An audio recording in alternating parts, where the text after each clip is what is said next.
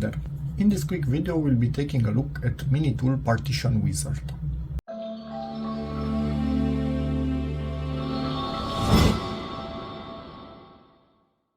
I've been using the free version of this little software for as long as I've been playing with computers on the channel, basically. It has a few limits, but for the average user even the free version is okay. But at this point MiniTool have provided a pro license, so we can explore a little bit more of what this little software can do. At this point I'm going to try something, download Partition Wizard, and I'm going to download the free version and see if that one can be activated as a pro version. So initially I will show you the free one and then we will see if it activates as a pro. Clicked on the downloaded file and we are going to be installing it. You can have a pro trial for free or continue installing free edition. You can see what free edition can do and what pro can do much more than this. Partition Wizard finished installing, Shadow Maker is still downloading, but at the moment let's start MiniTool Partition Wizard. Shadow Maker will not be covered in this particular video. MiniTool System Booster, it seems they have another software, again not covered in this particular video. We do have a register tab right here, so probably it will allow us to enter a license key and it will update to Pro. And it actually allows us to migrate from the free version. Okay, that's actually nice. Copy disk wizard again. Nice. Let's plug in two hard drives and see what we can do by copying from one to the other and playing with partitions and stuff like this. Already connected one USB hard drive. This refreshed by itself and the drive is now recognized. I will also connect this 1 terabyte drive.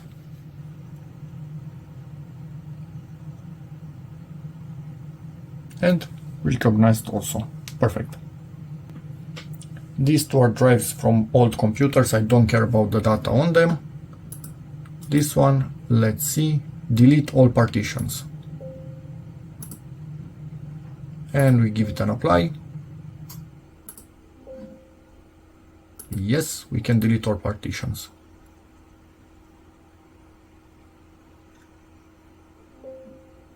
Perfect. Let's see, will it allow us to clone this? It's a 500 gig drive to a 1 terabyte. It should work. Maybe it even allows us to resize partitions. So let's see, copy disk wizard or migrate OS. Migrate OS, I think if I would want to migrate this one, which is the boot drive, to any of these two. But in our case, that's not the situation. Copy disk wizard. Next. Choose a disk. This disk, next. And a disk to copy to. This one. Fit partitions to entire disk. It will resize it by itself, which is kind of great. Or you can copy without resizing, in which case you will kind of get some unallocated space in there, which is not ideal. Let's give it a next and finish, and then apply. And it's doing its thing. Just as an idea, I'm not going to wait for this because this information is absolutely useless for me. So it cancelled. This thing is still empty. I don't think we can delete anything. We can wipe the data on it.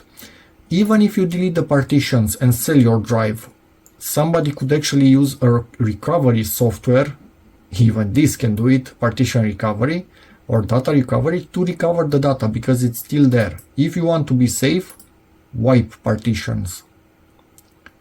Fill with 0, with 1s, with 0 and 1s, even slower.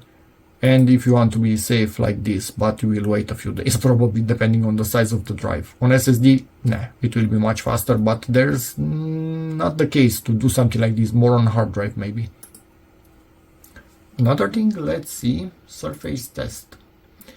I have no idea of the state of these two drives. They were updated to SSDs on the computers that they came from. Let's see a surface test on this one. Obviously, I will not wait through the whole thing.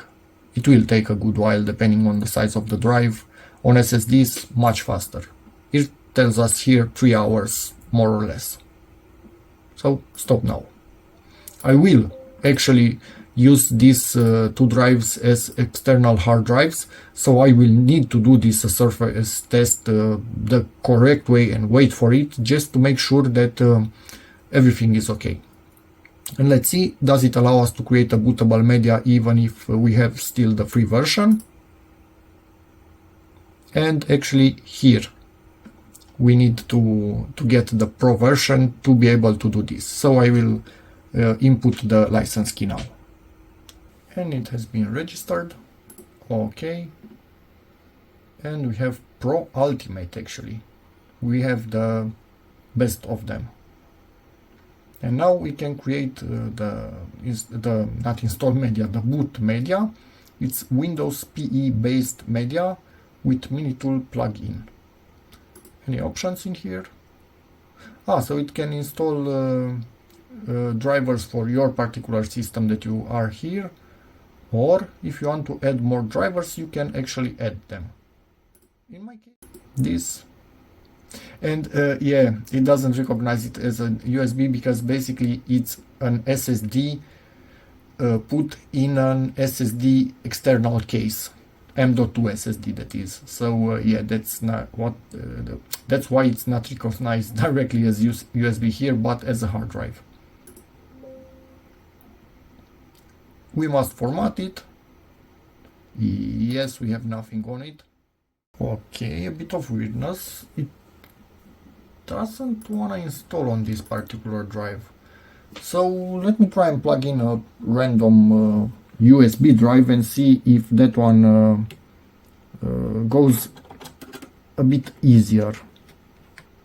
So this seems to be a Windows install on this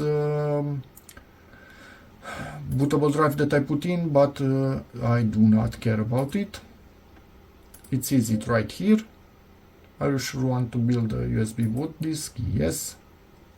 At this point we'll wait for this to finish, and also my 12 gig download to finish, and after that we'll reboot and I will show you how to boot from the USB drive itself. And it's finished. This is our drive. It's bootable now, and we have many more options in here after installing the Pro Ultimate key. And my download is finished, so let's reboot this thing. Restart. So on my particular Lenovo, F12 is the startup menu. I'm smashing F12 at this point in time. We will have a huge list of devices because I left everything connected, so it will be fun deciding which one is the so this is one of the drives, this is the DVD writer, this is something, this is another drive. I think this is the USB that we put the software on. So hit enter and see what pops out. And that is it. I nailed it. On your case it will have the name of your particular USB, but for me it's kind of a no-name USB drive, so it did not have a clear and nice name.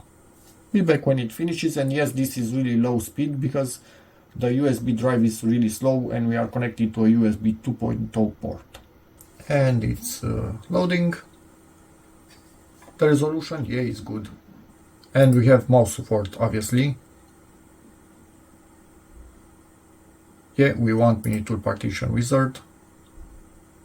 Right here we can reboot, shutdown, load drivers, command console, ISCSI. No idea. Anyway, by default it loads the software, which is exactly what we want. As you can see right here, we have absolutely everything. All the drives recognized. Just understood something else. Many of these menus actually only appear when you are selecting a partition and not a drive.